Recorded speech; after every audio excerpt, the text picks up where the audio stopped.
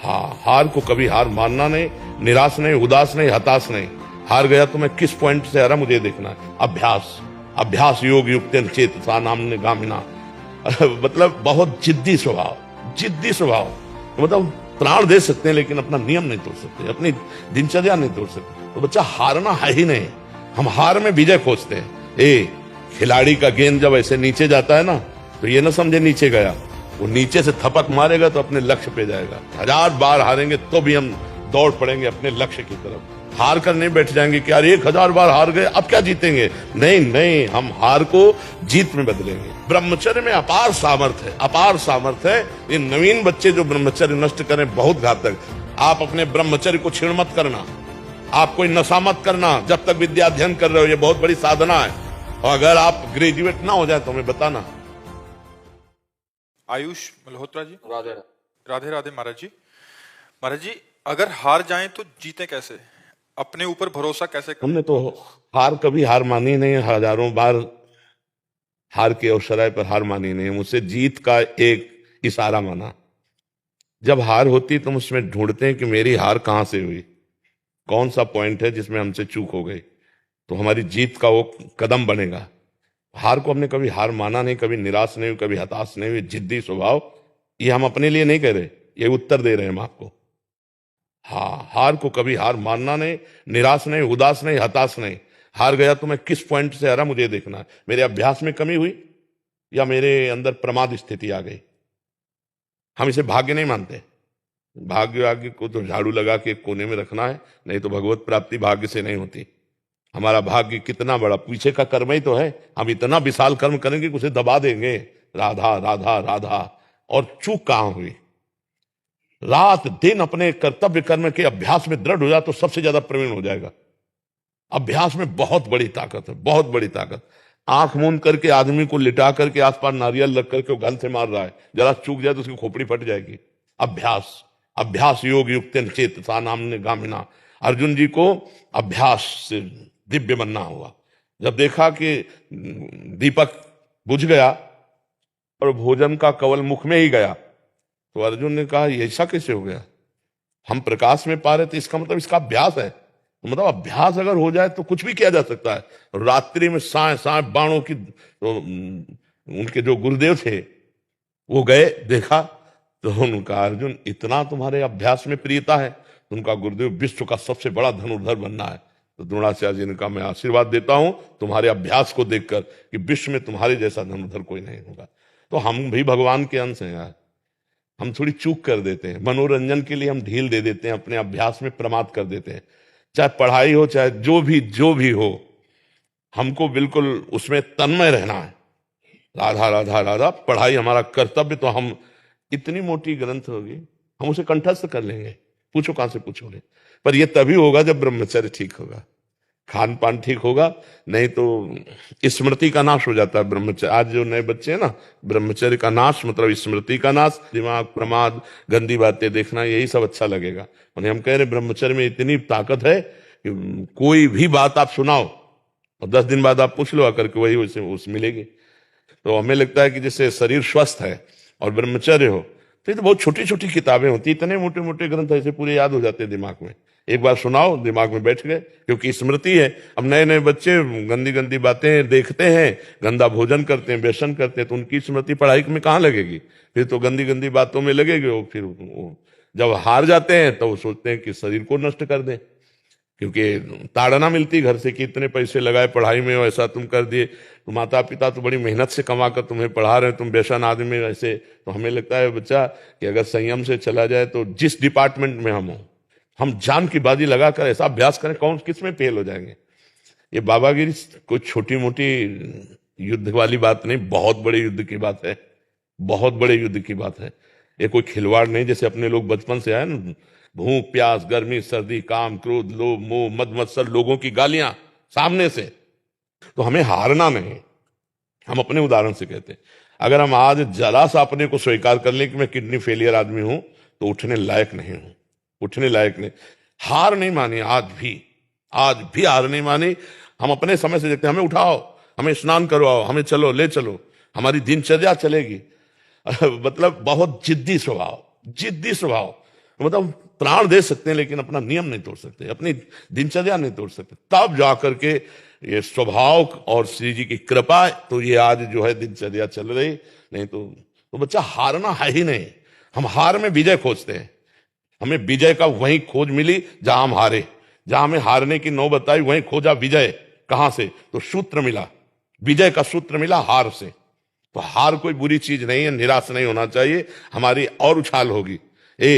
खिलाड़ी का गेंद जब ऐसे नीचे जाता है ना, तो ये ना समझे नीचे गया, वो नीचे से थपक मारेगा तो अपने लक्ष्य पे जाएगा। हम सब भगवान के हाथ के बाल हैं, हमको चिंता नहीं करनी है, बस हमें अभ्यास करना है और भगवान का चिंतन करना। कोई भी कार्य ऐसा दुर्लभ नहीं जो हम कर न सके। हम मनुष्य हैं, भगवान के अंश हैं, हमको हारना नहीं। 1000 बार हारेंगे तो भी हम दौड़ पड़ेंगे अपने लक्ष्य की तरफ। हार कर नहीं बैठ जाएंगे कि यार 1000 बार हार गए अब क्या जीतेंगे, नहीं नहीं, हम हार को जीत में बदलेंगे, तभी बात बनती है। नहीं अगर ऐसे तो फिर आदमी बोले ये फसल नष्ट हो गई, हम फेल हो गए, हम हार गए, शरीर छोड़ने से वही 5 स्टार होटल थोड़ी रखा है, या आओ स्वागत है तुम्हारा, भूत प्रेत बनोगे और परेशान होगे।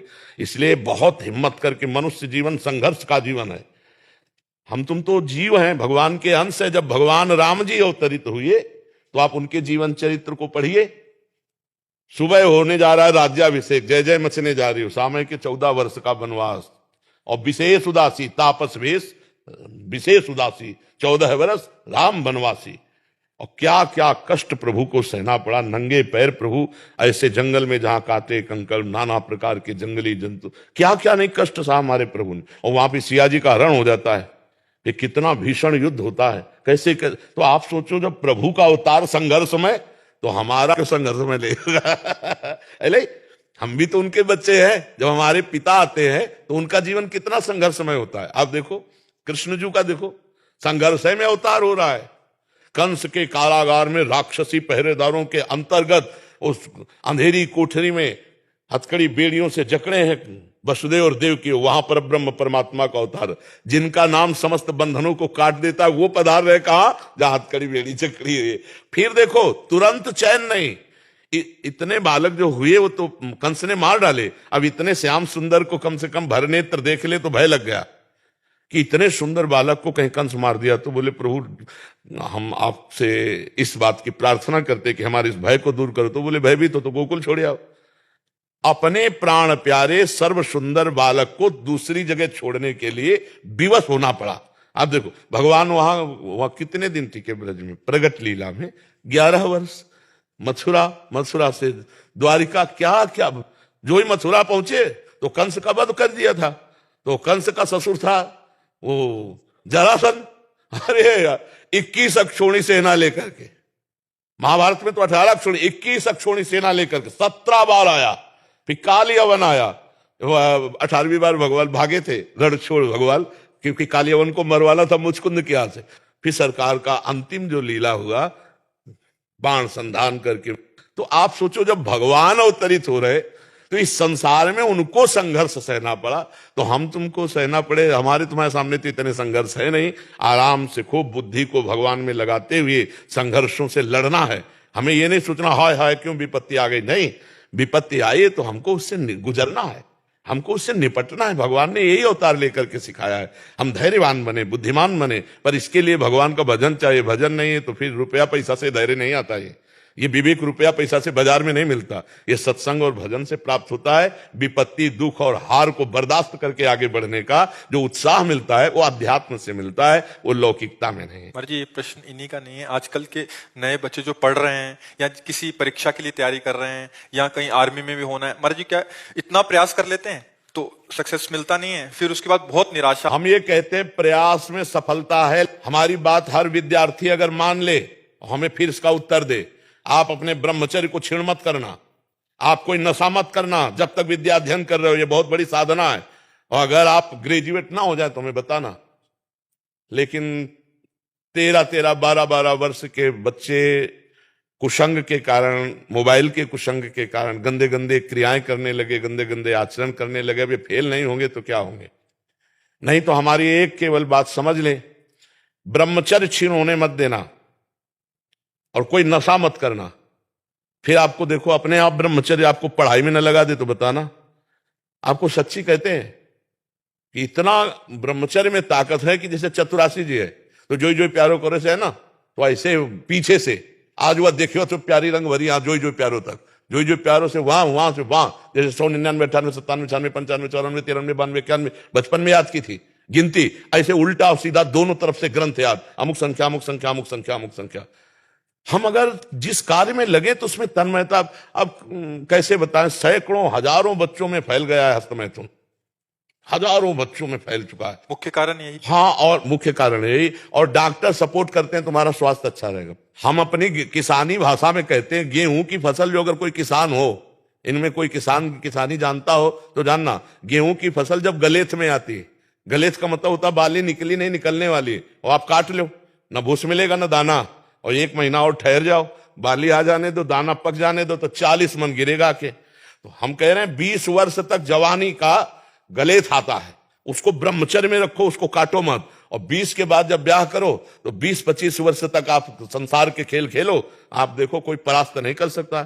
हम अभी 13, 14, 15, 16, 17, हाँ जवानी तो इधर उधर गंदी बातों में, नहीं तो हम कह रहे हैं कि ब्रह्मचर्य में अपार सामर्थ्य है, अपार सामर्थ्य है। ये नवीन बच्चे जो ब्रह्मचर्य नष्ट करें बहुत घातक, जैसे 20-21 के बाद ब्याह हो गया, अब उसके ब्रह्मचर्य कोई परिपक्व अवस्था आ गई, अब वो अगर गृहस्थी में प्रयोग भी करता है अपने ब्रह्मचर्य का, तो 10-20 साल उसको चक्कर नहीं आएंगे, कोई परेशानी नहीं होगी, पर एक अपनी मर्यादा से जिसका पाणी ग्रहण किया है।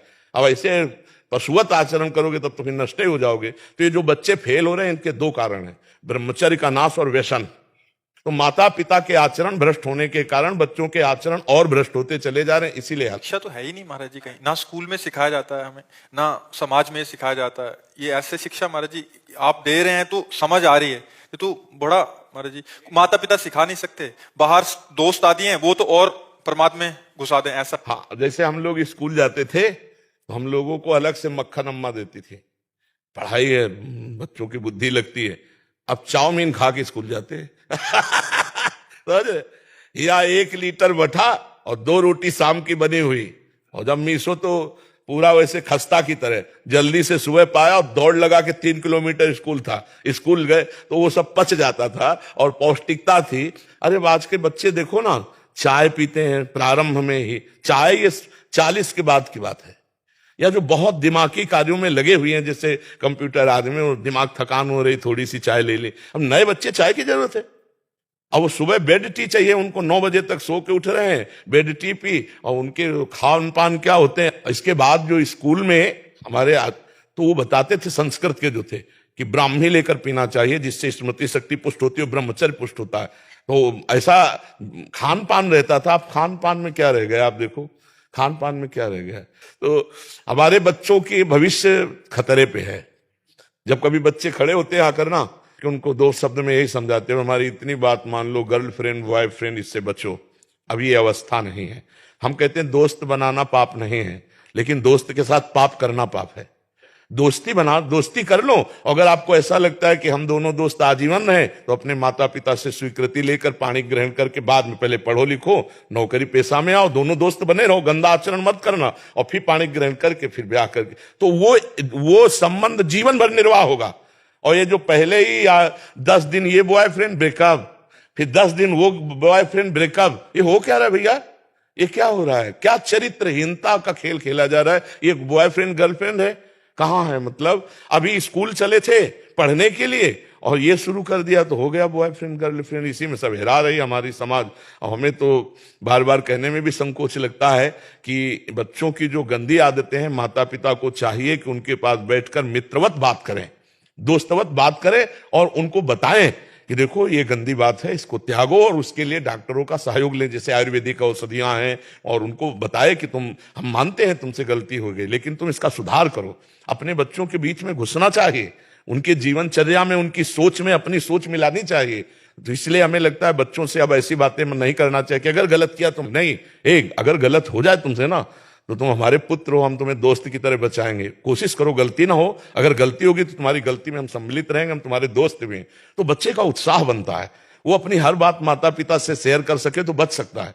पर ऐसा प्रायः माता पिता नहीं होते हैं, प्रायः भय प्रदान कर देते हैं। हमें लगता है भय की वृत्ति से आप बच्चों को नहीं बचा सकते, प्यार की वृत्ति से बचा सकते हो, भय वृत्ति से नहीं बचाया जा सकता। और ये बहुत बड़ा रोग है, आपको हम कैसे बताएं।